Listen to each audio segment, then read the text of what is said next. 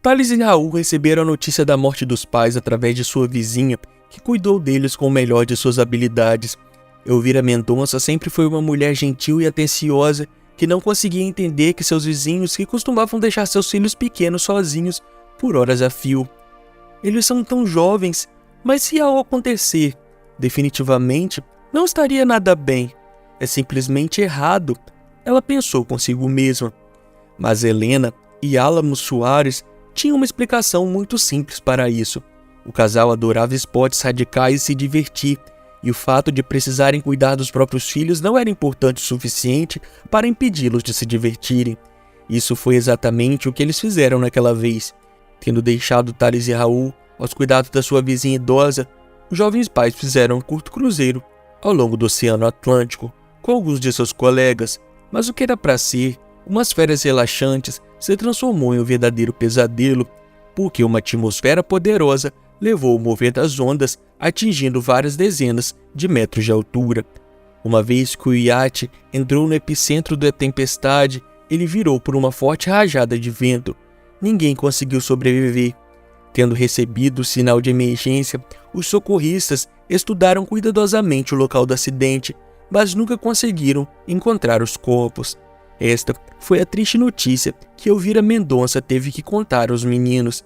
Ela olhou para os órfãos garotos com pena em seus olhos e tentou encontrar as palavras. Deus, o que eles fizeram para merecer isso? Thales acabou de completar 11 anos e Raul tem apenas 8.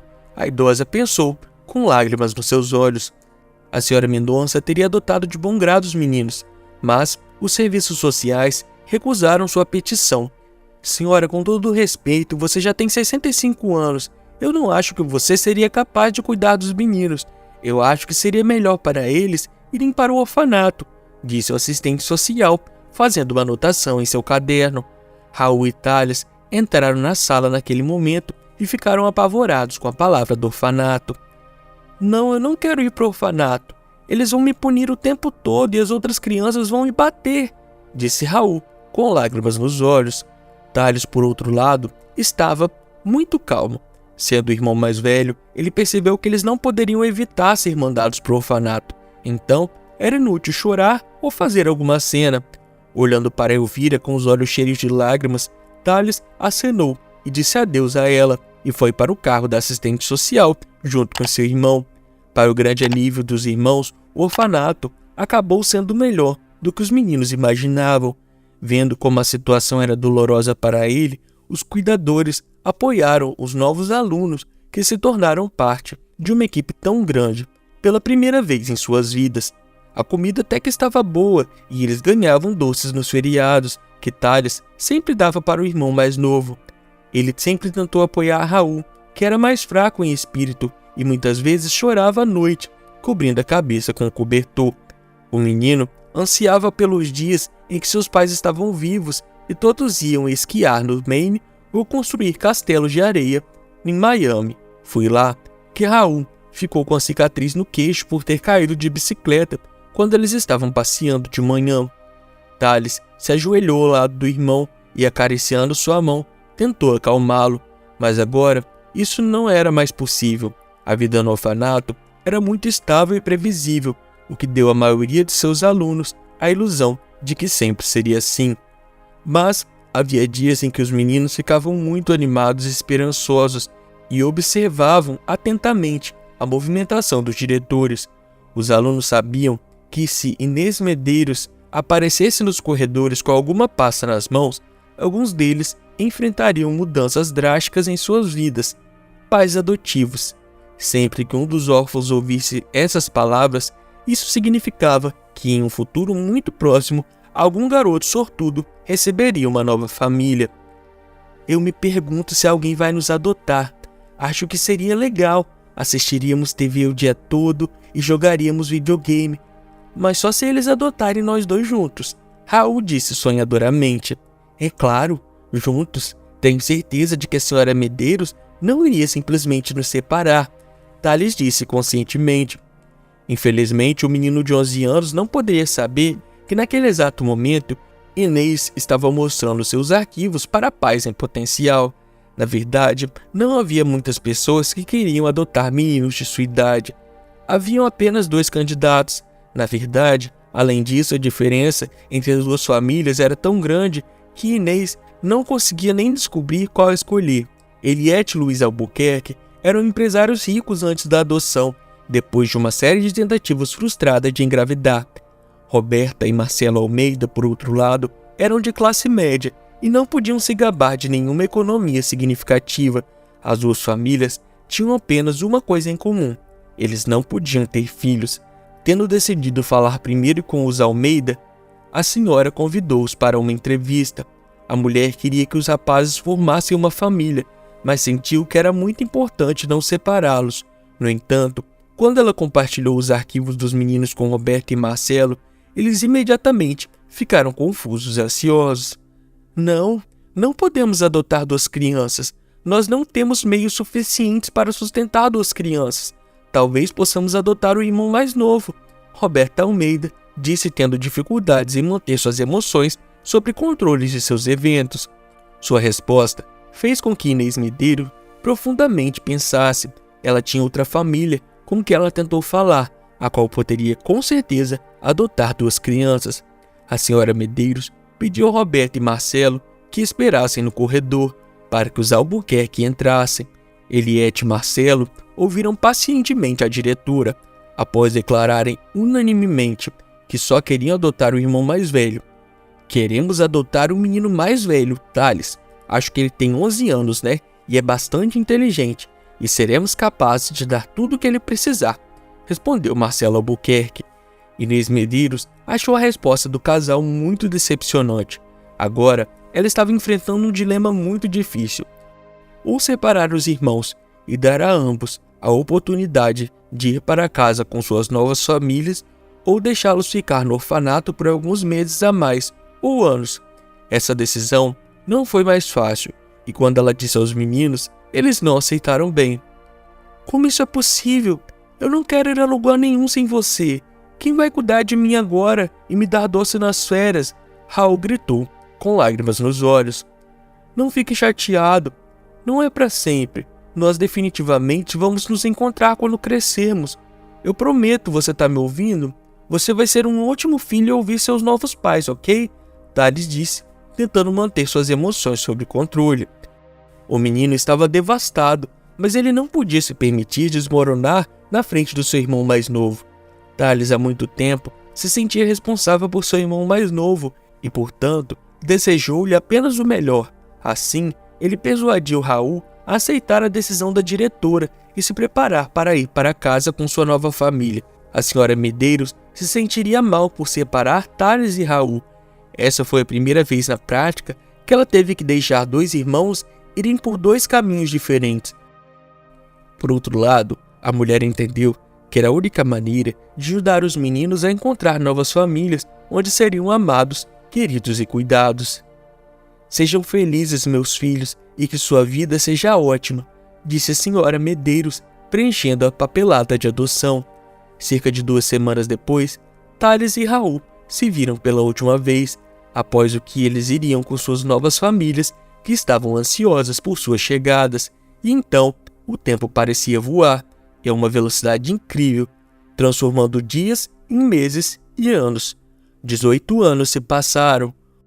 O garoto de 11 anos, Thales, se transformou em um lindo banqueiro que recebeu uma ótima educação em Harvard. Graças ao apoio de seus pais adotivos, aos 29 anos, Thales tinha tudo o que ele queria conquistar: uma amada esposa, uma grande casa confortável e um carro. A única coisa que ainda incomodava o jovem dia e noite era o destino de seu irmãozinho Raul. Depois de se separarem na porta do orfanato, há 18 anos, os irmãos nunca mais se viram. Claro que Thales tentou encontrar o irmão e até contratou vários detetives particulares. Infelizmente, a busca nunca levou aos resultados desejados, apesar de seus melhores esforços. Raul parecia ter desaparecido da face da terra. O novo diretor do orfanato também foi incapaz de ajudar os jovens maiores, porque a essa altura Inês Medeiros já havia morrido e seus arquivos pessoais foram destruídos em um incêndio. Parece que o universo está contra mim. Eu continuo batendo em uma parede como se alguém tivesse deliberadamente me impedindo de encontrar meu irmão.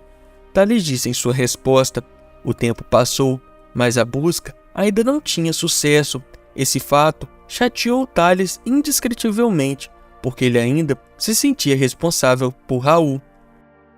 Como parte de seu trabalho, Thales frequentemente vasculhava arquivos mortos de pessoas que deviam ao banco e conseguia lidar com esses casos sem envolver cobradores. Naquele dia, porém, decidiu lidar com 3 casos que tinham muitos pagamentos atrasados e foi para os endereços indicados em seus arquivos. O jovem banqueiro nunca evitou a comunicação pessoal com os clientes. Além disso, ele tratou cada cliente com o maior respeito. Nos 2 primeiros endereços, Thales resolveu as coisas em apenas alguns minutos, mas uma surpresa estava esperando por ele no 3º endereço. Tudo começou com o fato de que ninguém abriu a porta de uma velha casa torta por muito tempo, e quando eles abriram, viu uma mulher pálida de cerca de 25 anos parada em frente à porta. Ela tinha uma barriga visivelmente arredondada e estava usando um roupão que mal dava para cobrir. Com licença, eu sei que você provavelmente é do banco. É que eu estava tomando um banho, não consegui chegar à porta rapidamente e também minha barriga torna difícil para mim andar tão rápido como eu costumava. A dona da casa murmurou baixinho, abaixando os olhos em culpa. Neste momento, Thales sentiu-se desconfortável pelo que parecia ser a primeira vez em toda sua prática bancária. Mulher grávida, e ela vive nesse ambiente. Não é de se admirar de que ela tenha problemas para pagar o empréstimo, o banqueiro pensou. Enquanto isso, a mulher cordialmente convidou Thales para entrar. Sr. Albuquerque, então, eu entendo que eu estou atrasado em alguns pagamentos, mas eu tenho passado por uma fase difícil. Meu marido morreu há 6 meses. Ele trabalhava como taxista e se envolveu em uma colisão frontal com um caminhoneiro que entrou na contramão. A mulher começou a se explicar, enquanto servia chá para o banqueiro. Thales começou a se sentir ainda mais desconfortável. Parecia que a única razão pela qual ele veio ver a mulher era para fazê-la pagar sua dívida, não importa o que acontecesse. Eu entendo sua situação, mas sou uma pessoa de mentalidade analítica. Eu preciso manter a situação sob controle, Thales disse. Como acabou um pouco mais tarde, o nome da mulher era Liane Almeida. Ela era viúva há 6 meses. Sentindo-se desconfortável sob o olhar da mulher, Thales tentou acalmá-la e mudar o assunto da conversa. No fundo, o banqueiro já sabia que iria amortizar o empréstimo da aflita grávida. Estranho. Tenho a sensação que já te vi antes, embora eu acho que não temos amigos em comum, Liane disse, franzindo a testa. Thales balançou a cabeça. Quando o homem estava prestes a se levantar da mesa, ele viu algo na parede que não havia notado. Em uma foto de moldura preta, havia uma foto do homem em seus 20 e poucos anos, com uma pequena cicatriz em seu queixo, cuja forma Thales lembrava bem de sua infância. Raul? Este é Raul? O banqueiro perguntou, incapaz de acreditar em seus olhos. Liane imediatamente mudou a expressão no rosto e ficou ainda mais pálida. Sim, este é Raul. Você conhecia meu marido? Naquele momento, os olhos de Thales se encheram de lágrimas que poderiam ter começado a escorrer por suas bochechas. O banqueiro lembrava de tudo, a morte de seus pais, o orfanato e a promessa que fez ao irmãozinho. Bem, eu finalmente encontrei Raul, Thales sussurrou, engolindo o nó na garganta. Liane estava por perto e não podia acreditar que um homem realmente adulto, um banqueiro de sucesso, estava chorando como uma criança na sua frente. Só um pouco depois que ela descobriu que Thales era o próprio irmão de seu falecido marido, o qual ele havia falado tanto. Raul estava procurando por você, mas sem sucesso. Sei que ele cresceu em uma família pobre que o adotou do orfanato. É por isso que a vida de Raul sempre foi tão difícil, Liane disse com lágrimas nos olhos. Thales caminhou até a mulher e colocou os braços em volta dos ombros dela. Não se preocupe em nada. De agora em diante, você e seu filho sempre terão tudo o que vocês precisarem. Bem, eu vou abrir uma conta bancária em seu nome e colocarei dinheiro nela. A vida de vocês, a vida de Raul foi difícil, então vou fazer tudo para garantir que ele nunca tem que se preocupar com você dos céus. O banqueiro sabia que não era culpa de seu irmão ele ter crescido em pobreza. 18 anos atrás, um menino de 8 anos, Raul, teve menos sorte que seu irmão mais velho, que acabou na família rica. Cuidando da esposa de seu falecido irmão, Thales fez de tudo para garantir que Liane nunca precisasse de nada. Todos os domingos, o jovem banqueiro veio ao túmulo de Raul para se ajoelhar diante de sua lápide e contar ao irmão as últimas notícias. Olhando para esse cenário comovente, o zelador do cemitério não conseguia conter as emoções. O velho não sabia exatamente o que era o falecido para Thales, mas tinha certeza de que havia uma forte ligação entre essas duas pessoas na vida, que ela não havia se quebrado, mesmo depois de sua despedida. Nas profundezas de sua alma, o zelador tinha certeza de que ele viria, mais cedo ou mais tarde. É isso, meus amigos. Espero que tenham gostado da história de hoje. Tenho certeza que a história que está aparecendo na sua tela também vai te emocionar. Um grande abraço e até a próxima história.